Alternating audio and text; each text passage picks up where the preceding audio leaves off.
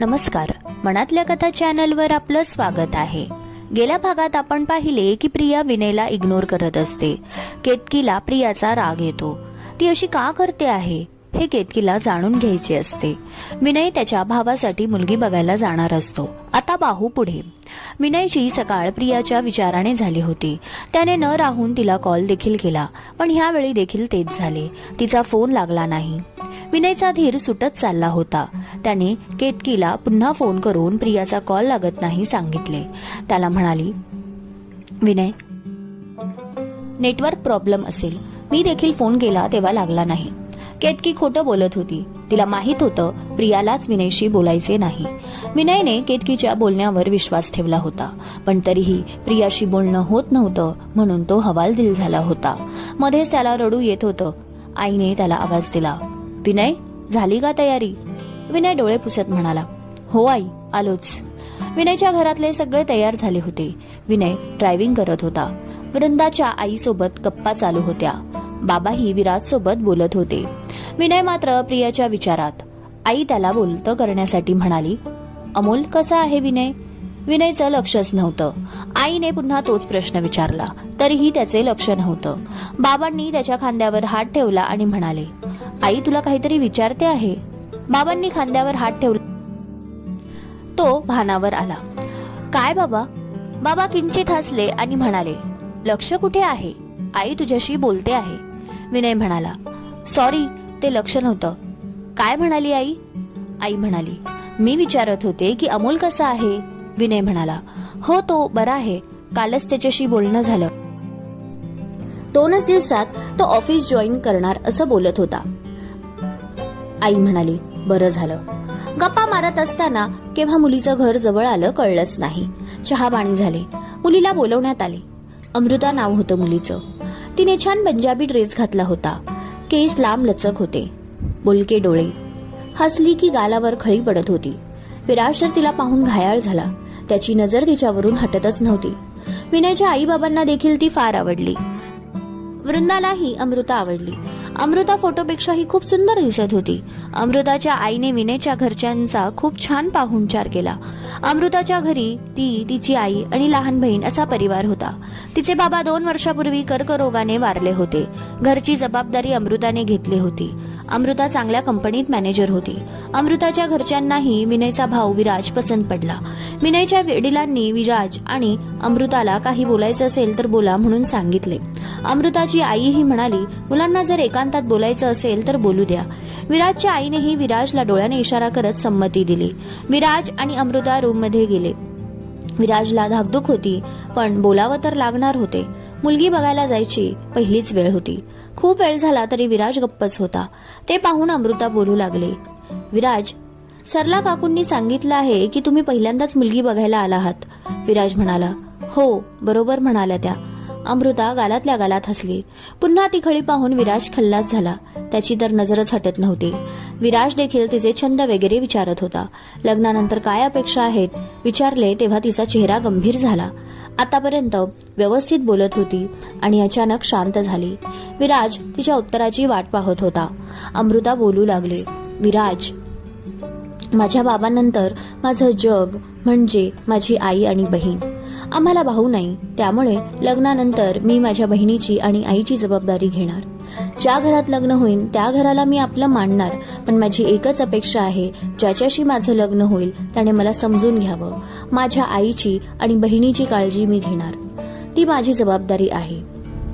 हे बोलत असताना अमृताचा कंठ दाटून आला होता. तिच्या मनाची तगमग विराजला कळत होती. ती पुढे बोलू लागली, विराज, हे खरं तर स्पष्टपणे सांगते आहे, कारण गेल्या महिन्यात एक मुलगा बघून गेला. त्याला मी आवडली. मलाही तो खूप आवडला. त्याचा स्वभाव छान होता. आम्ही एकमेकांना भेटायचो. अगदी त्याच्या घरच्यांचा होकार होता आणि माझ्याही घरच्यांचा होकार होता. पण एक दिवस तो म्हणाला, तुझ्या आईची आणि बहिणीची जबाबदारी कोण घेणार? तेव्हा मी त्याला म्हणाले, मीच घेणार. हे ऐकून त्याचा चेहरा उतरला. त्या क्षणी मी ओळखले, त्याला फक्त मी पाहिजे, माझी माणसं नको. लग्न होतं म्हणजे नातं फक्त नवरा बायको मध्येच नसतं, तर परिवाराशी जोडलं जातं. मी त्याला नकार कळवला. त्या नात्याची सुरुवात अशी होती तर ते नातं पुढे नकोच मला असं वाटलं. हीच खरी परिस्थिती आहे की माझं लग्न जरी झालं तरी माझ्या आई आणि बहिणीची जबाबदारी माझ्या खांद्यावर आहे. मी त्या बाबतीत टाळाटाळ करणार नाही. ज्या मुलाला हे मान्य असेल त्याच्याशीच मी लग्न करणार. अमृताचे बोलणे विराजला पटले. त्याने विचार केला, अमृता अगदी बरोबर बोलते आहे. तिने आई आणि बहिणीची जबाबदारी घ्यायलाच पाहिजे. जी मुलगी आपल्या आईचा आणि बहिणीचा इतका विचार करते, फक्त स्वतःचा स्वार्थ पाहत नाही, ती नक्कीच योग्य जोडीदार आहे. हे विराज क्षणाचाही विलंब न लावता म्हणाला. अमृता, मला हे सर्व मान्य आहे. माझ्याशी लग्न करशील?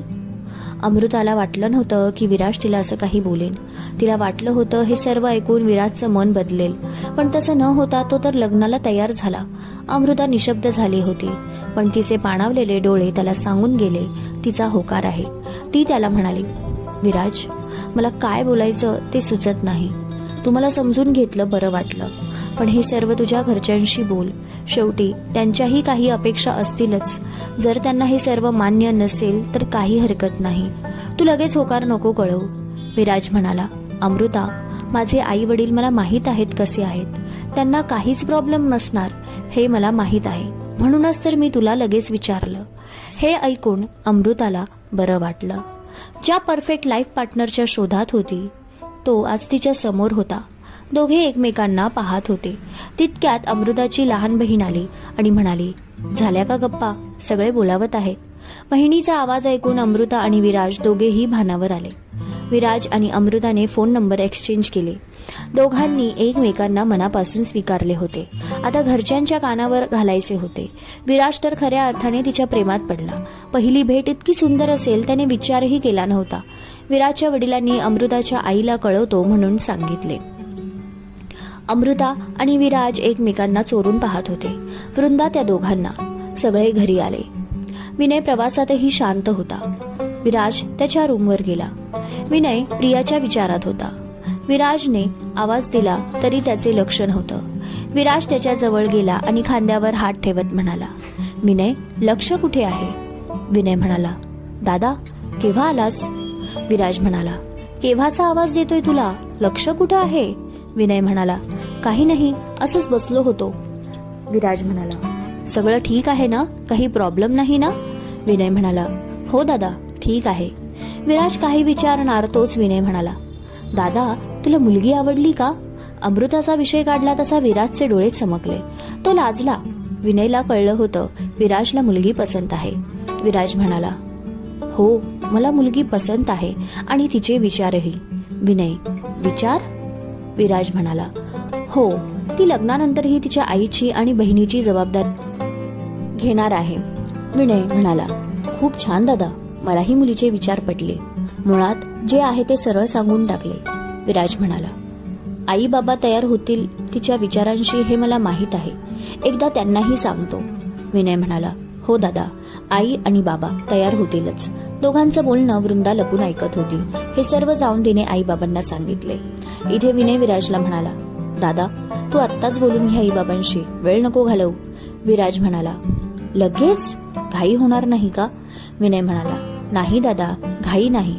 शुभ गोष्टींना वेळ लावायचा नसतो, लगेच उरकून टाकायच्या. विराज विचार करत होता, काय करावं? विनयने त्याचा हात घट्ट पकडला आणि म्हणाला, दादा, विचार करू नको, तू जाऊन बोल. विराज निघून गेला. इथे विनय प्रियाच्या विचारात पुन्हा मग्न झाली. कधी एकदाच प्रियाशी बोलतो असे झाले होते. तो विराजसाठी खुश होता. आपल्या भावाला मुलगी आवडली आहे आणि तिच्यासोबत लग्नही होईल ह्या विचाराने तो सुखावला.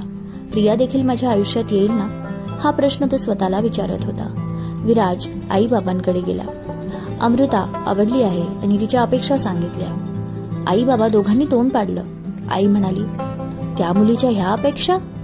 विराज आई बाबांची प्रतिक्रिया पाहून दुःखी झाला. अनपेक्षित होतं सारं. क्रमश कथालेखन आणि अभिवाचन अश्विनी कुणाल उगले. वाचक हो, तुम्हाला जर कथा आवडत असेल तर आपल्या चॅनलला सबस्क्राईब करायला विसरू नका. व्हिडिओला एक लाईक जरूर द्या.